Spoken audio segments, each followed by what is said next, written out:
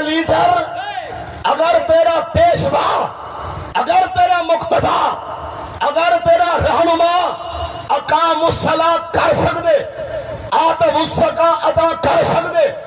امروا بالمعروف کر سکتے،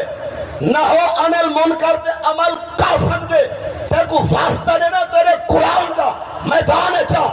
اپنے قائد جا نشانیاں چا گڑوا جتا آنکھ سے ڈھپا اٹھائی مرے سائیں کہ تیرے قائد کو ایچا چیزا نہیں فل واسطہ ہی قرآن دا ان کو چھوڑ دے برباد نہ تھی، زندگی کو خوار نہ کر، اپنی پرچی کو برباد نہ کر، تاکہ سمجھے پرچی دل ہے تے سننے واسطے ہے، تاکہ سمجھے پرچی کارخانے تے ملنے واسطے ہے،